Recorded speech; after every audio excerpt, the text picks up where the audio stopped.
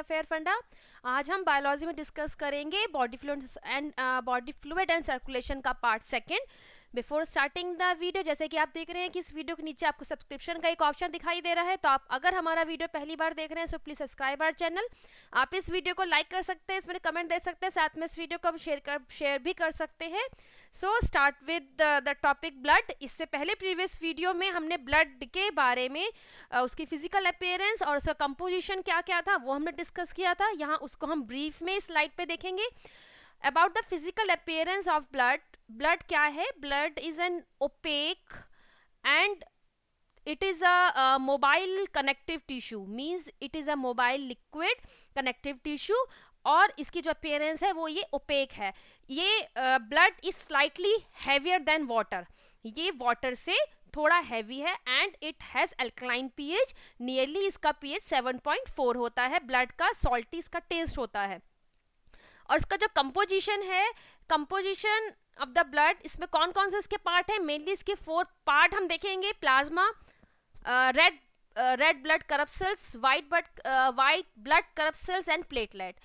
Red blood corpuscles is we also call them RBCs, और white blood corpuscles को WBCs भी कहा जाता है, और प्लेटलेट्स। ये हम सारे इसके टॉपिक देखेंगे। प्लाज्मा के बारे में हमने प्रीवियस वीडियो में डिस्कस कर लिया था कि दैट प्लाज्मा इज अ फेंट येलो लिक्विड, ये एक फेंट येलो फ्लूइड है, ये ब्लड का ही एक पार्ट है, और इसका मेन काम क्या है कि प्लाज्मा के थ्रू ही मटेरियल का एक्सचेंज होता है। मींस जो सेल के अंदर जो फ्लूइड होता है और साथ में जो बिटवीन द सेल जो फ्लूइड होता है उसका और प्लाज्मा के बीच में एक इक्विलिब्रियम होता है। मींस इक्विलिब्रियम का मतलब होता है there is a continuous exchange between the cell fluid and the plasma, और उसी एक्सचेंज के दौरान मटेरियल्स का इनटेक एंड आउटटेक होता है, मतलब एक्सचेंज होता है। इस इक्विलिब्रियम के बावजूद जो प्लाज्मा का कंपोजिशन है वो नियरली कांस्टेंट रहता है। इसके कंपोजिशन के बारे में हमने प्रीवियस वीडियो में डिस्कस किया है डिटेल में। उसमें 90% हमने कहा था कि वाटर होता है एंड 1% इसके अंदर इनऑर्गेनिक सॉल्ट्स होते हैं जिसको ब्लड इलेक्ट्रोलाइट्स भी कहा जाता है। 7 to 8% प्रोटीन होता है। उस प्रोटीन में था एल्बुमिन, ग्लोबुलिन, प्रोपर्टीन एंड फाइब्रोजन। ये सब हमने प्रोटीन हमने डिस्कस किए थे, साथ में इनके फंक्शंस क्या क्या हैं वो भी हमने बात करी थी इसके बारे में। और इसके अलावा जो रिमेनिंग 1% पार्ट होता है, इस 1% पार्ट के अंदर जितना भी डिजॉल्व गैसेस होती हैं और जितने हार्मोन्स होते हैं और जितना वेस्ट मटेरियल होता है, इसके साथ फूड पार्टिकल्स भी इसमें इंक्लूड होते हैं, और साथ में जो एंटीकोगुलेंट होता है हेपरिन वो भी इसमें इंक्लूड होता है। तो ये सब इस 1% में इंक्लूड होता है। और ये चीज़, ये जो 1% है, इसका जो रेशो है वो बदलता रहता है, कारण कि बिटवीन द सेल, मतलब सेल के साथ इसका जो लगातार एक्सचेंज होता है वो इन्हीं चीज़ों का एक्सचेंज होता है। सो देयरफॉर इसका जो कंपोजिशन है वो यहाँ पर आके थोड़ा बहुत चेंज होता है, लेकिन still plasma has a means कहा जाए कि तो it has a definite composition. अब हम आने वाली जो फर्दर स्लाइड्स हम डिस्कस करेंगे उसमें हम आरबीसीज, डब्ल्यूबीसीज एंड प्लेटलेट के बारे में डिस्कस करेंगे कि किस तरीके से कहाँ फॉर्म होती हैं और इनकी क्वालिटीज़, इसका क्या, इनका मीन्स इनके फंक्शन क्या क्या है। Start with red blood corpuscles और आरबीसीज। आरबीसीज की जो मेन क्वालिटी होती है, अगर RBCs that means red blood corpuscles को सिंगली देखा जाए तो इसका जो कलर है वो स्लाइटली येलो अपीयर होता है, लेकिन ये बल्क में इट अपीयर्स रेड, ये रेड दिखाई देती है व्हेन इन बल्क में। So the red colour of the red blood corpuscle is because of the haemoglobin. इसका सबसे मेन कैरेक्टर, मेन इंपॉर्टेंट जो प्रॉपर्टी है रेड ब्लड corpuscles की, दैट इट कंटेन हीमोग्लोबिन। ये हीमोग्लोबिन कंटेन करता है। इसके बारे में डिटेल में हीमोग्लोबिन के बारे में भी हम डिस्कस कर देंगे। पहले हम आरबीसीज के बारे में देखते हैं। जो ह्यूमन आरबीसीज होती हैं उनका जो शेप होता है वो सर्कुलर होता है। ह्यूमन आरबीसीज का जो शेप है वो सर्कुलर है, वाइल अगर बर्ड्स और फिशेस और रेप्टाइल्स और मीन्स इनके बारे में बात की जाए तो उनका जो आरबीसीज की शेप है वो ओवल शेप है। जो मैमल्स हैं, मैमल्स में केवल कैमल और लामा, ये 2 ऐसे हैं जीव जिनका जो आरबीसी होता है वो ओवल होता है। इसके अलावा मैंने बताया कि ओवल आरबीसीज किस किस का होता है, फिश का, रेप्टाइल्स का, बर्ड्स का, एम्फीबियंस का, इन सब का जो आरबीसीज होता है वो ओवल शेप का होता है। यहाँ पर्टिकुलर ह्यूमन आरबीसीज के बारे में ही बात करेंगे। ह्यूमन आरबीसीज का जो शेप है वो सर्कुलर है, means it has a round shape, और इसका जो साइज होता है वो डब्ल्यूबीसी से कम होता है, बट इसका जो नंबर है, आरबीसीज का नंबर है, वो नंबर बहुत ज्यादा है, मींस ब्लड में सबसे ज्यादा पाए जाने वाली सेल्स आरबीसीज ही हैं, बहुत ज्यादा न्यूमरस नंबर में ये पाई जाती हैं, और इनका जो साइज है ह्यूमन आरबीसीज का वो अराउंड 7 to 8 माइक्रोमीटर होता है in diameter. Around the rim मतलब किनारे पर इसका जो थिकनेस है वो अराउंड 2 माइक्रोमीटर की होती है आरबीसीज की। अब जो एक नॉर्मल हेल्दी पर्सन है उसके अंदर आरबीसीज का जो काउंट है मतलब वो कितना होना चाहिए, 5 to 4.5। मैन के अंदर ये जो नंबर होता है ये 5 मिलियन आरबीसीज पर क्यूबिक एमएम ऑफ ब्लड होता है, और जबकि जब वुमेन होती हैं उनके अंदर आरबीसीज का 0.5 का मीन्स कम होता है क्वांटिटी। तो वुमेन के अंदर होती है 4.5 मिलियन आरबीसीज पर क्यूबिक एमएम ऑफ ब्लड। ये जो नंबर है इसको कहा जाता है total RBC count, total RBC count. इसी आरबीसी काउंट में जब डिक्रीज होता है मतलब आरबीसी काउंट ब्लड में घटने लगता है, ये जो नंबर घटने लगता है उसी कंडीशन को अनीमिया कहा जाता है, when the RBC count decreases in the blood. N abnormal increase in RBC count, इस कंडीशन को कहते हैं पॉलीसाइथीमिया। और ये कौन से केस होते हैं, ऐसा कब होता है, ऐसा नॉर्मली होता है कि जब ड्यूरिंग द एक्सरसाइज मतलब जब हम हैवी एक्सरसाइज करते हैं उस दौरान हमें ऑक्सीजन की हमारे सेल्स को ज़्यादा ज़रूरत पड़ती है to meet that need of मतलब जो हायर ऑक्सीजन की हमारी बॉडी को नीड है उसको काउंट करने के लिए आरबीसीज का नंबर ब्लड में बढ़ जाता है, और उस कंडीशन को कहते हैं पॉलीसाइथीमिया। सेकंड इसका एक और केस है कि मींस अगर हायर एल्टीट्यूड पे देखा जाए, बहुत ऊंचाई पर एयर में जो ऑक्सीजन का कंटेंट है वो कम हो जाता है, सो देयरफॉर बॉडी को तो हमारा उतना ही ऑक्सीजन चाहिए लेकिन एयर से हमें उतनी ऑक्सीजन नहीं मिल रही है, so meet that need also the RBC count बढ़ जाता है ब्लड में। ये जो कंडीशन होती हैं कि जब आरबीसी काउंट में इंक्रीज होता है इस कंडीशन को कहा जाता है पॉलीसाइथीमिया। एंड जब हमारी बॉडी में ऑक्सीजन की शॉर्टेज होती है, जैसे मैंने 2 एग्जांपल बताए कि जब हम हैवी एक्सरसाइज कर रहे होते हैं या हम काफ़ी हायर एल्टीट्यूड पे होते हैं, या जो लोग बहुत ऊंचाई पे रहते हैं, बहुत ऊंचाई पहाड़ों पर जिनके घर होते हैं, वो भी इस तरीके की दैट मीन्स प्रॉब्लम उनकी बॉडी में फेस होती है कि ऑक्सीजन की शॉर्टेज होती है। एंड दिस जो ये शॉर्टेज है ऑक्सीजन की, इसकी वजह से इरेथ्रोपोइटीन नाम का एक हार्मोन किडनी सिक्रेट करती है। जो ऑक्सीजन की शॉर्टेज होती है that induces the kidney to secrete the hormone erythropoietin. ये जो इरेथ्रोपोइटीन हार्मोन होता है ये क्या करता है, it further induces the red bone marrow कि जिससे ज़्यादा ज़्यादा आरबीसी बॉडी में प्रोड्यूस हो और जो ऑक्सीजन की मीन्स ज़्यादा सप्लाई सेल को मिल सके, क्योंकि हम जैसे कि हमने ब्रीथिंग वाले वीडियो में भी देखा था कि आरबीसीज और हीमोग्लोबिन का काम क्या होता है कि वो ऑक्सीजन के साथ मिलके ऑक्सी हीमोग्लोबिन बनाती हैं, और जहाँ टिश्यूज में इसकी ज़रूरत होती है ऑक्सीजन की वहाँ उसको डिसोसिएट कर देती हैं, वहाँ उसको ऑक्सीजन पहुँचा देती हैं। सो इरेथ्रोपोइटीन का काम क्या होता है, इस हार्मोन का काम होता है रेड बोन मैरो में आरबीसीज के प्रोडक्शन को बढ़ा देना, और जैसे ही आरबीसीज का प्रोडक्शन बढ़ता है मतलब बॉडी में ऑक्सीजन की नीड पूरी होने लगती है, वैसे ही इसका सिक्रेशन फर्दर सिक्रेशन इरेथ्रोपोइटीन का रुक जाता है और जो आरबीसीज होते हैं वो अपने नॉर्मल लेवल में आ जाते हैं ब्लड में। दिस इज द पॉलीसाइथीमिया के बारे में हमने बताया। Decrease in the number of RBC count में जब डिक्रीज होता है उस कंडीशन को कहा जाता है इरेथ्रोसाइटोपिनिया। इस कंडीशन को कहते हैं इरेथ्रोसाइटोपिनिया जब आरबीसी काउंट ब्लड में कम होने लगता है। ना अब इसके स्ट्रक्चर पे आते हैं कि आरबीसीज का स्ट्रक्चर कैसा होता है। इट इज आरबीसीज जो होते हैं that are bounded by an elastic and semi permeable membrane. इनकी जो मेम्ब्रेन होती है आरबीसीज की वो इलास्टिक होती है, सेमी परमेबल होती है। सेमी परमेबल का मतलब होता है कि कुछ मटेरियल को वो अंदर आने देती है और कुछ मटेरियल को बाहर ही रोक देती हैं। अब इसका इलास्टिसिटी का फायदा क्या है, इसकी जो मेम्ब्रेन इलास्टिक मेम्ब्रेन होती है ये आरबीसीज के अंदर मींस इस तरीके की प्लास्टिसिटी और इलास्टिसिटी पैदा कर देती है कि वो अपने से छोटे डायमीटर की जो कैपिलरीज होती हैं, कैपिलरीज में ब्लड फ्लो करता है, इससे पहले भी हमने वीडियो में डिस्कस किया था, वो कैपिलरीज बहुत फाइन कैपिलरीज होती हैं, उनका डायमीटर तो आरबीसी से भी कम होता है, उनके अंदर भी आरबीसी कैसे फ्लो कर जाते हैं, that is because they have the elastic membrane, उनकी जो मेम्ब्रेन होती है वो इलास्टिक होती है। एक कंडीशन है, उस डिजीज को कहते हैं sickle cell anaemia, sickle cell anaemia. जैसे आप देख रहे हैं कि जो आरबीसीज है, इनकी जो ह्यूमन आरबीसीज है उनकी शेप राउंड है।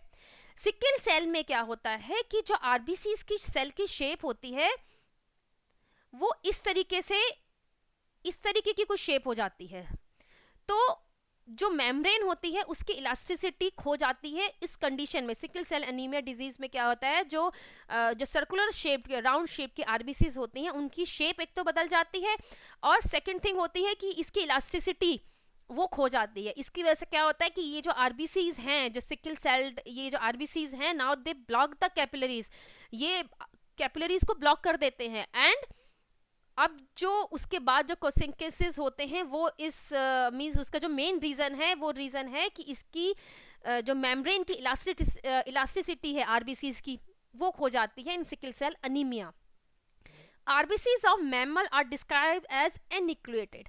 जब जो मैमल्स के आरबीसीज होते हैं, मतलब जो ह्यूमंस हैं, जैसे हम ह्यूमंस हैं, उनके जो आरबीसीज होते हैं इनिशियली जब वो यंग होते हैं तो उनके अंदर न्यूक्लियस होता है, लेकिन जैसे जैसे वो मैच्योर होने लगते हैं न्यूक्लियस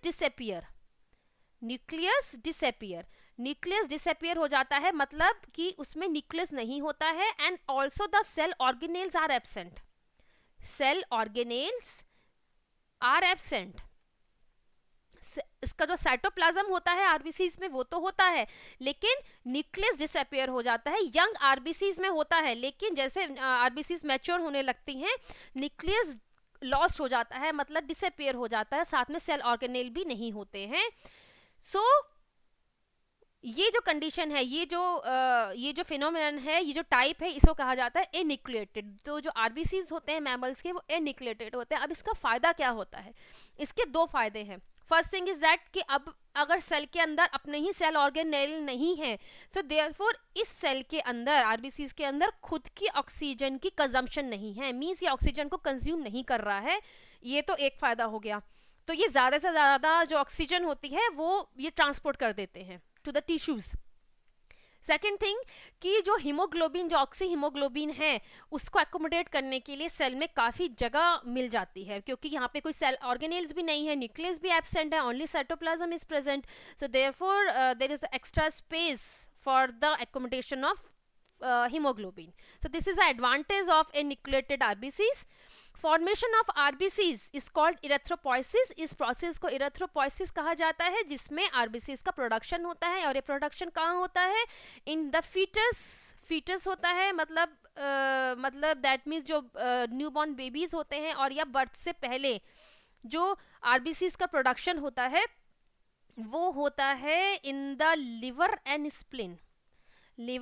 स्प्लीन के अंदर आरबीसीज का प्रोडक्शन होता है। और जब एडल्ट हो जाते हैं, मतलब कि आफ्टर द बर्थ से स्टार्ट करें, आफ्टर द बर्थ जो इसका आरबीसीज का प्रोडक्शन होता है वो होता है इन रेड बोन मैरो के अंदर प्रोडक्शन होता है after birth. In the foetus the process erythropoiesis is take place in liver and spleen, और after birth red bone marrow के अंदर आरबीसीज का प्रोडक्शन होता है। एंड जो आरबीसीज का प्रोडक्शन होता है उसके अंदर, जैसे मैंने बताया, haemoglobin is a main component. अब हम आने वाली स्लाइड्स में देखेंगे कि हीमोग्लोबिन में iron and protein, these are the main component. So therefore इनकी डेफिशिएंसी की वजह से भी अनीमिया कॉज होता है और आरबीसीज की प्रोडक्शन में रुकावट पैदा होती है। और second thing is that B12 and folic acid they also stimulate the production of RBCs in bone marrow. So अगर इनकी भी डेफिशिएंसी हो जाती है, that condition is also lead to anemia. The red color of blood is due to the presence of hemoglobin. This is an important aspect कि अब हम इसका हीमोग्लोबिन का स्ट्रक्चर देखेंगे कि हीमोग्लोबिन का स्ट्रक्चर क्या है। हीमोग्लोबिन को हम दो पार्ट में डिवाइड कर सकते हैं, एक तो हो गया हीम और दूसरा हो गया ग्लोबिन। अब ये जो ग्लोबिन है, ये globin part is a protein part, और ये हीम क्या है, that haem is the iron, जिसके अंदर आयरन +2 स्टेट में है, आयरन पोरफायरिन रिंग और iron porphyrin complex, porphyrin complex. Exam में ये क्वेश्चन काफी पूछा जाता है। एंड इसमें जो आयरन होती है वो +2 स्टेट में होती है, और जो ग्लोबिन है, that globin is a protein part. अब जैसे भी स्ट्रक्चर में देखते हैं कि आप देखिएगा कि यहाँ पे जो हीमोग्लोबिन का मॉलिक्यूल है, उस मॉलिक्यूल के अंदर 4 ग्लोबिन चेन, ये जो 4 चेन्स आप देख रहे हैं, 1 2 3 4, और each globin chain is contain 1 haem group, एक हीम कॉम्प्लेक्स उसके साथ इंक्लूडेड है। यहाँ तो हमें एग्जैक्टली इस पिक्चर में दिखाई दे रहा है, इस चेन का हीम ग्रुप यहाँ पीछे छुप गया है, एंड इसमें भी सामने दिखाई दे रहा है कि that globin part contain the haem group, और इस वाले का भी पीछे छुप गया है। सो देयरफॉर कहने का मतलब ये है कि that 4 globin chain along with the 4 haem group, they makes a haemoglobin molecule. अब हम बात करते हैं कि जो हीम ग्रुप है, जैसे ये आप बीच में देख रहे हैं, अब इस हीम ग्रुप का स्ट्रक्चर क्या है। जैसे कि हमने कहा कि that haem group contain, centre के अंदर, इस सेंटर में आप देख रहे हैं Fe+2 आयन है, आयरन +2 स्टेट में, और ये जो होल स्ट्रक्चर है इसको कहा जाता है पोरफायरिन रिंग। एंड जो ऑक्सीजन का जो बाइंडिंग साइट है, वो दैट इज कि वो जो ऑक्सीजन बाइंड करता है वो इसी Fe+2 आयन पर लूजली बाउंड करता है। मतलब अगर हीमोग्लोबिन मॉलिक्यूल के अंदर 4 हीम ग्रुप हैं, so therefore each oxygen molecule get attached to each Fe+2। इसका मतलब है एक हीमोग्लोबिन मॉलिक्यूल के अंदर मैक्सिमम 4 ऑक्सीजन के मॉलिक्यूल एकोमोडेट हो सकते हैं, and they form the oxy haemoglobin. इनके कॉम्बिनेशन से बनता है ऑक्सी हीमोग्लोबिन। और ये जो हीमोग्लोबिन क्या करता है, this oxy haemoglobin carries the oxygen to the tissues, जहां पे ऑक्सीजन का पार्शियल प्रेशर और सी कंसंट्रेशन कम होती है, वहां जाकर ये डिसोसिएट हो जाता है, and it gives out the oxygen and forms the deoxy haemoglobin. So this is the process कि हाउ, कि एक तो हीमोग्लोबिन का स्ट्रक्चर क्या है वो हमने स्लाइड में बताया, दूसरा कि हीमोग्लोबिन का मेन फंक्शन क्या है, कि it is a oxygen carrying molecule, means जो ब्लड में ऑक्सीजन कैरिंग कैपेसिटी होती है, that is because of the haemoglobin, क्योंकि यहाँ पर ऑक्सीजन बाइंड कर जाता है। एक हीमोग्लोबिन मॉलिक्यूल के ऊपर maximum 4 O2 molecule, oxygen molecule can bind, and they form the oxyhemoglobin and transfer the oxygen to the tissue cell, where they get dissociated into the oxygen and deoxy hemoglobin. This is about the hemoglobin molecule.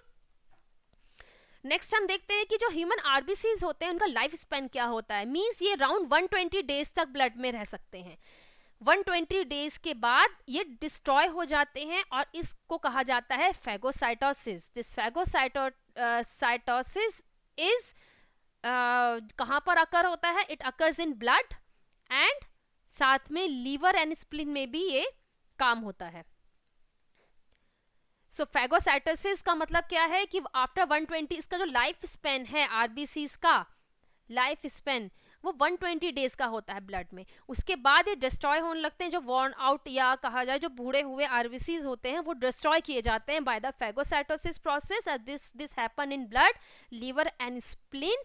अब during this process क्या किया जाता है कि जैसे बताया haemoglobin का haemoglobin part, तो जो उसमें से हीम में से आयरन होता है उसको तो दोबारा से बोन मैरो में वापस भेज देते हैं फॉर द रीयूज। मींस दोबारा से बोन मैरो में आरबीसीज का प्रोडक्शन होने लगता है यूजिंग दिस आयरन। और जो उसका पिगमेंट पार्ट होता है उसको बाइलरुबिन के रूप में एक्सक्रीट किया जाता है in the bile. So this is the process कि how RBCs का डिस्ट्रॉय होता है और किस तरीके से ये रिसाइकिल होता है बॉडी में।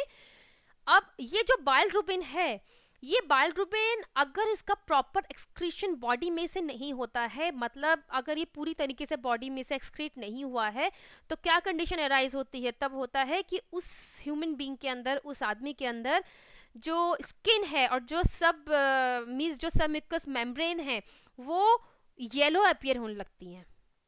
इस कंडीशन को कहते हैं जॉन्डिस। इस कंडीशन को जॉन्डिस कहा जाता है जब बाइलरुबिन का पूरी तरीके से बॉडी में से एक्सक्रीशन नहीं होता और स्किन मींस जो स्किन मीन्स वो येलो अपीयर होने लगती है। दिस कंडीशन को कहते हैं jaundice. In resting and slow flowing blood the RBCs forms a piles, इसको कहते हैं रोलेक्स। इसको इस तरीके से ये ज्वाइन हो जाती हैं, that's because of the surface tension. ये सरफेस टेंशन की वजह से ये होता है, सरफेस टेंशन की वजह से ये आपस में एक दूसरे पर एडहेयर हो जाते हैं, जैसे कॉइन जुड़ जाते हैं ना, इस तरीके से ये आपस में मिल जाते हैं, जुड़ जाते हैं, एंड इसको जो फॉर्मेशन होती है इस प्रोसेस को कहते हैं Rolex. Let us come to the white blood corpuscles or WBCs। ये जो WBCs होते हैं, ये WBCs इनका मेन इनका कैरेक्टर है, they lack haemoglobin. They lack haemoglobin, इनके अंदर हीमोग्लोबिन नहीं होता, एंड दे आर कलरलेस। ये कलरलेस होते हैं। इनका साइज तो आरबीसी से बड़ा होता है, नियरली इनका साइज 12 to 20 माइक्रोमीटर होता है, और आई थिंक जो आरबीसीज होते हैं उनका साइज होता है 7 to 8 माइक्रोमीटर आरबीसीज का, और डब्ल्यूबीसीज का साइज होता है 12 से 20 माइक्रोमीटर के बीच का। इनका जो नंबर होता है, मतलब ये आरबीसीज से तो बड़े हैं लेकिन इनका नंबर आरबीसीज से कम है। द टोटल काउंट ऑफ डब्ल्यूबीसीज वेरीज फ्रॉम 6000 to 8000 पर cubic mm of blood. This अगर इसका WBC काउंट बढ़ने लगे बॉडी में, मतलब ये सर्टन कंडीशंस में होता है कि WBC का काउंट बॉडी में बढ़ने लगता है, उस कंडीशन को कहते हैं ल्यूकोसाइटोसिस। और ये कब होता है? जब अगर कोई बॉडी में इन्फेक्शन हो जाए, कोई इन्फ्लेमेशन हो जाए, मतलब दैट मीन्स अपेंडिसाइटिस या फिर ब्लड कैंसर टाइप की कोई कंडीशन बॉडी में राइज हो जाए, तब WBC काउंट का मतलब ये जो रेंज है 6000 से 8000 पर क्यूबिक mm ऑफ ब्लड, ये जो WBC काउंट है ये बढ़ने लगता है। और ये कब होता है? ये होता है जब बॉडी में कोई इन्फेक्शन कॉज हो जाता है, और इस कंडीशन को कहते हैं leucocytosis. Fall in WBC count, इस कंडीशन को कहते हैं leucopenia. This arises because of अगर डेफिशिएंसी हो जाए फॉलिक एसिड की, फॉलिक एसिड डेफिशिएंसी, और इसका एक दूसरा कारण हो सकता है, वो हो सकता है HIV एड्स।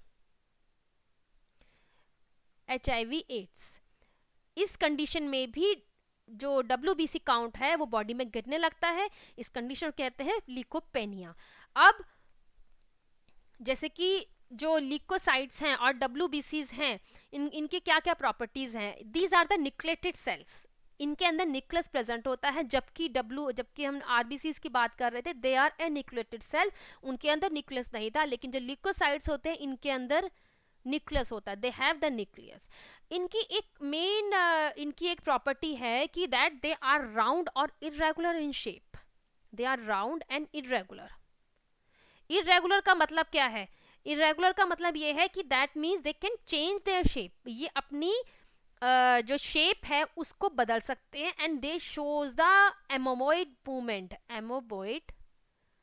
मूवमेंट को ये शो करते हैं। इसी की वजह से, इनकी इस क्वालिटी की वजह से कि एक तो ये अपनी शेप को चेंज कर सकते हैं, दूसरा दे शो द एमोबॉइड मूवमेंट। इसकी वजह से ये कैपिलरीज, जो ब्लड कैपिलरीज है उसमें से ही स्क्वीज आउट हो जाते हैं, बाहर आ सकते हैं। This is the property of WBCs। ये न्यूक्लिएटेड सेल्स हैं। The formation of leucocytes is called the leucopoiesis, and this leucopoiesis is ये कहाँ पर होता है? ये होता है रेड बोन मैरो के अंदर, और दूसरा it can happen in spleen and in thymus and in the lymph node. यहाँ पर WBCs का प्रोडक्शन होता है, और उसके बाद ये हम फर्दर आते हैं कि WBCs फिर यहाँ पर तो ये प्रोड्यूस होती हैं, उसके बाद इनका जो मैच्योर होता है फिर ये स्प्लीन में आके मैच्योर होती हैं। लाइफ स्पेन इनका 3 to 4 days का ही होता है in the blood. They have the short lifespan, around 3 to 4 days in the blood. जो dead WBCs होते हैं, they are phagocytized, मतलब इनको destroy किया जाता है in the liver, blood and lymph node में। इनका दोबारा से मतलब इनको डिस्ट्रॉय किया जाता है, जो कि मीन्स जो अपना लाइफ स्पेन पूरा कर चुकी हैं जो WBCs, उनको लीवर, ब्लड और लिम्फ नोड में जाके डिस्ट्रॉय किया जाता है। जो WBCs हैं दे आर ऑफ 2 टाइप, इनके 2 टाइप हैं, ग्रेन्युलोसाइट एंड एग्रेनुलोसाइट।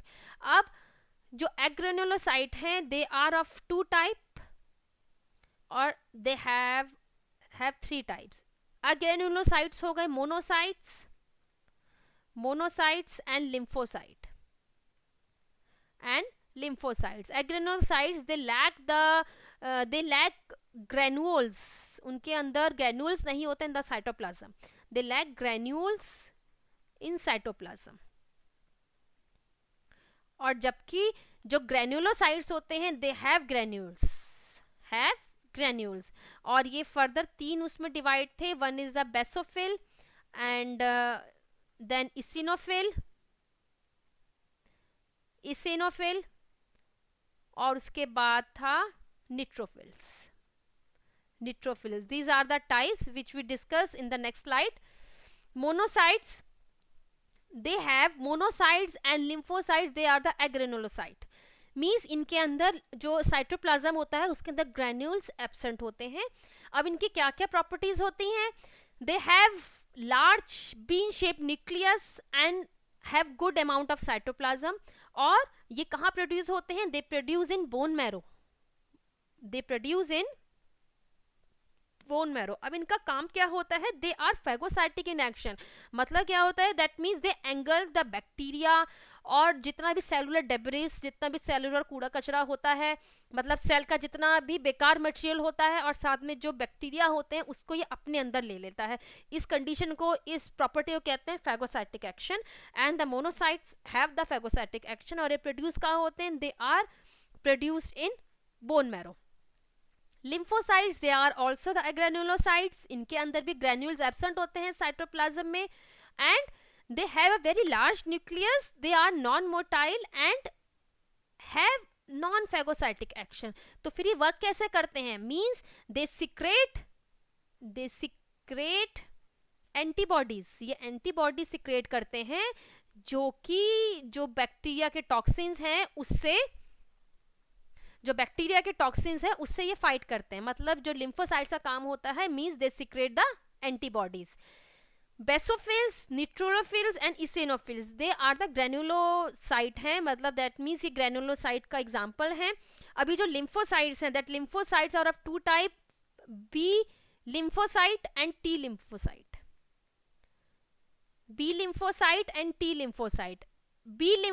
जो बी लिम्फोसाइट हैं, they produce in bone marrow. ये बोन मैरो में प्रोड्यूस होते हैं. और जबकि जो टी लिम्फोसाइट हैं, they are produced in thymus. So this is a difference between B and T lymphocyte. These are agranulocytes and they secrete the antibodies. ये इनका function है. Basophils, neutrophils and eosinophils, they are the granulocytes. They have the granules in their cytoplasm. अब हम basophil के बारे में बात करते हैं. They are fairly large and has S-shaped nucleus and few granules. जो क्या सिक्रेट करते हैं? वी सिक्रेट द हिस्टामीन, जो कि हिस्टामीन को सिक्रेट करते हैं. And also the heparin into the blood. इसिनोफिल्स, they are also large and has bilobed nucleus and abundant granules in the cytoplasm. granules बहुत ज़्यादा मात्रा में present होते हैं. they contain the hydrolytic enzymes and the peroxidase. ये enzyme इसिनोफिल्स में होते हैं. पेरोक्सीडेज, जो इसिनोफिल्स होते हैं, they have the antihistamine properties.